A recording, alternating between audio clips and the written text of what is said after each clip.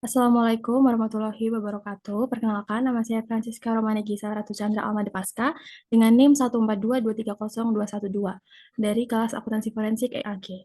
Di sini saya akan membahas hasil analisis saya terkait kasus fraud in Dixon, Illinois, Who's to Blame. Yang pertama ada latar belakang dari kasus yang akan saya bahas. Nah, kasus yang saya bahas ini terjadi di kota Dixon, Illinois, Amerika Serikat, dan melibatkan seorang pejabat keuangan bernama Rita Cranwell. Rita Cranwell itu merupakan comptroller, yaitu pihak yang memiliki tanggung jawab utama dalam mengelola keuangan kota. Nah, selama kurang lebih 22 tahun, yaitu dari tahun 1990 sampai 2012, Rita itu melakukan penggelapan dana publik dengan total kerugian mencapai lebih dari 53 juta dolar. Hal ini menjadikan kasus ini sebagai salah satu fraud terbesar dalam sejarah pemerintahan kota di Amerika Serikat. Yang menarik, metode yang digunakannya itu sebenarnya tidak terlalu kompleks. Kita membuat sebuah rekening bank fiktif yang seolah-olah merupakan bagian dari sistem keuangan resmi, kemudian secara bertahap mengalihkan dana dari kas kota ke rekening tersebut. Kasus ini tuh baru saja terungkap secara tidak sengaja, yaitu ketika Rita sedang tidak berada di kantor dan pegawai lain menemukan adanya rekening yang tidak dikenal ini. Hal ini menunjukkan bahwa fraud ini terungkap karena sistem pengawasan yang kuat, tetapi lebih karena kebetulan. Nah, oleh karena itu, kasus ini tuh menjadi sangat menarik untuk dianalisis karena menunjukkan bahwa fraud dalam skala besar itu dapat terjadi bukan karena kecanggihan pelaku, tetapi karena lemahnya sistem pengendalian dan pengawasan dalam organisasi. Nah, jika dianalisis dari perspektif akuntansi forensik, kasus ini tuh sebenarnya memiliki banyak red flags yang cukup jelas. Yang pertama, itu ada gaya hidup yang tidak sesuai dengan pendapatan dan kepemilikan aset dan bisnis yang bernilai tinggi. Nah, Rita sebagai pegawai pemerintah mampu memiliki bisnis kuda berskala besar serta aset-aset yang mewah. Dalam praktik akuntansi forensik, kondisi ini merupakan indikator awal yang sangat kuat adanya potensi fraud. Yang kedua, adanya rekening bank yang tidak dikenali organisasi, yaitu RSCDA. Secara normal, rekening yang terkait dengan keuangan pemerintah itu seharusnya diketahui dan diverifikasi oleh lebih dari satu pihak. Keberadaan rekening itu ini menunjukkan adanya kelemahan kontrol yang sangat mendasar. Yang ketiga, tidak adanya segregation of duties. Rita memiliki kendali penuh atas seluruh proses keuangan melalui dari pencatatan hingga pengeluaran. Kondisi ini menciptakan peluang yang sangat besar untuk melakukan manipulasi tanpa terdeteksi. Selain itu, tidak dilakukan konfirmasi bank dan rekonsiliasi secara independen. Padahal hal ini merupakan prosedur dasar dalam audit dan pengendalian internal. Namun, yang paling penting di sini, red flags tadi itu sebenarnya tidak tersembunyi. Semua indikator tersebut itu cukup terlihat tetapi diabaikan. Hal ini terjadi karena adanya kepercayaan berlebihan terhadap individu dan kurangnya sikap skeptis dari pihak manajemen maupun selanjutnya ada skema fraud. Nah, kasus ini tuh diklasifikasikan dalam asset misappropriation dan fraudulent disbursement. Nah, tindakan fraud yang dilakukan oleh Rita itu termasuk dalam kategori asset misappropriation dan fraudulent disbursement melalui billing scam, yaitu pembuatan transaksi fiktif untuk mencairkan dana organisasi. Skema yang digunakan itu relatif sederhana, namun efektif karena didukung oleh lemahnya pengendalian internal, seperti pembuatan info palsu yang tidak terdeteksi, tidak adanya verifikasi independen, dan kepercayaan organisasi terhadap pelaku.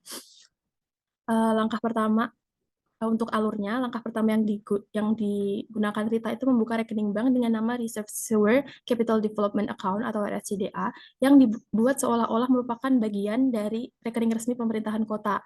Nama ini dipilih dengan sengaja agar terlihat legitimate dan tidak menimbulkan kecurigaan. Selanjutnya, Rita itu membuat dokumen atau invoice palsu untuk memproses pencairan dana dari kas kota, karena ia memiliki kendali penuh atas sistem keuangan dan tidak ada pihak lain yang memverifikasi transaksi tersebut.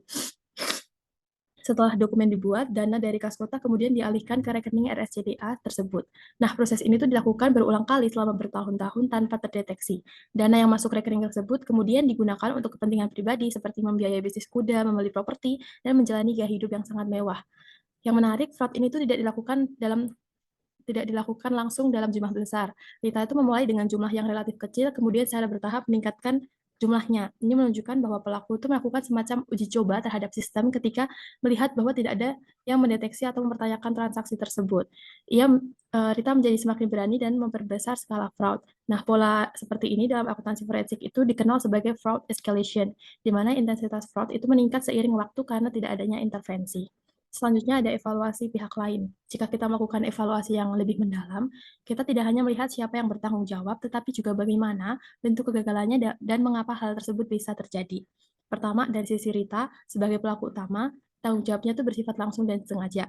Yang kedua dari pemerintah Kota Dixon. Jika dilihat lebih kritis, kegagalan terbesar justru ada di level organisasi dan tidak adanya segregation of duties merupakan pelanggaran prinsip dasar pengendalian internal. Satu orang diberikan kontrol penuh tanpa pengawasan yang memadai. Selain itu, terdapat overreliance terhadap individu di mana kepercayaan menggantikan fungsi kontrol. Ini menunjukkan lemahnya corporate governance dan rendahnya kesadaran terhadap risiko fraud. Yang ketiga itu ada auditor eksternal. Nah, secara profesional, auditor itu memiliki tanggung jawab untuk mendeteksi salah saji material termasuk yang disebabkan oleh fraud. Namun dalam kasus ini, auditor itu cenderung menggunakan pendekatan compliance based, hanya memastikan prosedur terpenuhi tanpa benar-benar menggali risiko. Mereka juga gagal untuk menunjukkan professional skepticism, yaitu sikap kritis terhadap bukti audit. Bahkan terdapat indikasi konflik kepentingan yang semakin menurunkan independensi auditor. Yang keempat ada pihak bank. Nah, bank itu sebenarnya merupakan garis pertahanan eksternal dalam sistem keuangan. Namun dalam kasus ini, bank gagal menjalankan prinsip due diligence. Rekening dapat dibuka tanpa otorisasi yang memadai dan transaksi mencurigakan tidak ditindaklanjuti. Hal ini menunjukkan bahwa meskipun prosedur ada, implementasinya tidak berjalan dengan baik. Selanjutnya, mengapa sih fraud ini tuh dapat bertahan lama hingga 20 tahun lebih? Nah, jawabannya bukan hanya satu faktor, melainkan kombinasi dari beberapa kelemahan sistem dan perilaku organisasi.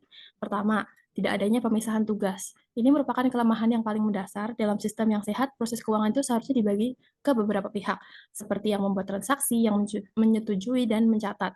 Namun dalam kasus ini, hampir seluruh proses itu dikendalikan oleh satu orang, yaitu Rita. Hal ini tuh memberikan peluang yang sangat besar untuk melakukan manipulasi tanpa terdeteksi. Yang kedua, lemahnya pengendalian internal secara keseluruhan.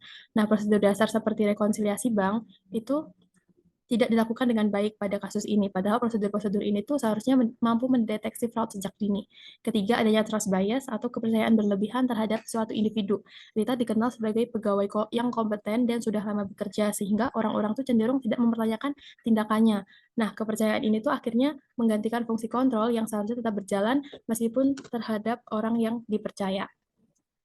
Yang keempat itu kurangnya skeptisme dari auditor. Auditor itu seharusnya melakukan sikap kritis dan tidak mudah menerima informasi begitu saja. Namun, dalam kasus ini, auditor cenderung terlalu percaya pada penjelasan klien dan tidak melakukan verifikasi mendalam. Yang kelima, itu ada pengawasan eksternal yang tidak efektif, termasuk dari pihak bank. Dan yang terakhir, fraud ini tuh berkembang secara bertahap, yang pada awalnya jumlah yang diambil relatif kecil, sehingga tidak menimbulkan kecurigaan. Namun, seiring waktu, jumlahnya terus meningkat dan pola ini umum terjadi dalam fraud jangka panjang, di mana pelaku menguji sistem terlebih dahulu sebelum meningkatkan skala aksinya.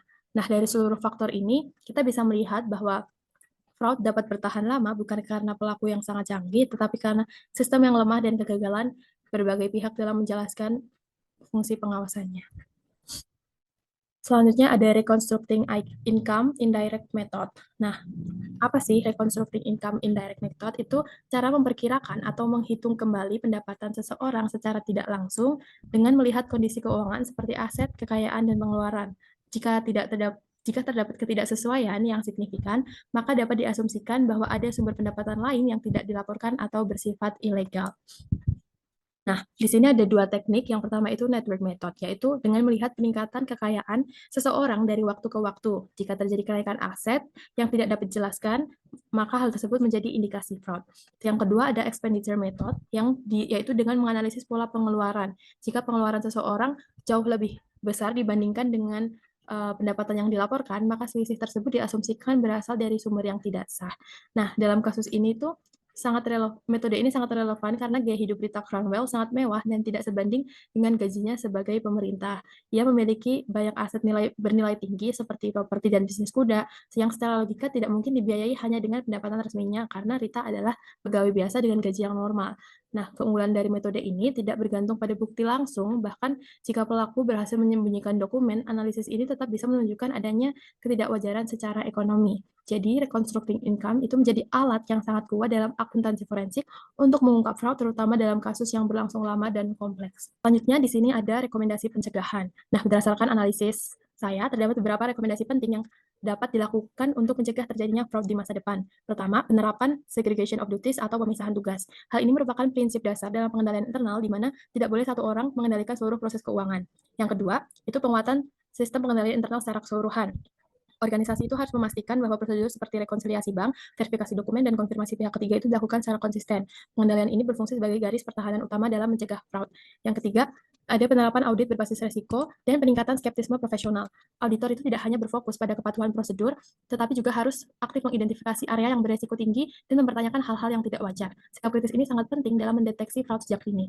Yang keempat, ada pengawasan dan monitoring berkelanjutan. Terus yang kelima, ada penerapan sistem whistleblowing. Sistem ini tuh memungkinkan karyawan atau pihak internal melaporkan dugaan fraud secara aman dan anonim. Dalam banyak kasus, informasi dari internal organisasi itu menjadi kunci dalam pengungkapan fraud. Yang keenam, ada pemanfaatan teknologi seperti data analitik. Dengan teknologi tersebut tuh, organisasi dapat mendeteksi pola transaksi yang tidak biasa secara lebih akurat, sehingga potensi fraud itu dapat diidentifikasi lebih awal. Yang terakhir ada membangun budaya organisasi yang menekankan transparansi dan akuntabilitas. Nah, pencegahan fraud itu tidak hanya bergantung terhadap sistem, tapi juga pada nilai dan etika yang sudah diterapkan dalam organisasi tersebut. Dengan menerapkan langkah-langkah ini tuh secara terintegrasi, organisasi dapat meminimalkan peluang terjadinya fraud dan meningkatkan kepercayaan terhadap pengelolaan keuangan. Nah, sekian presentasi dari saya. Terima kasih.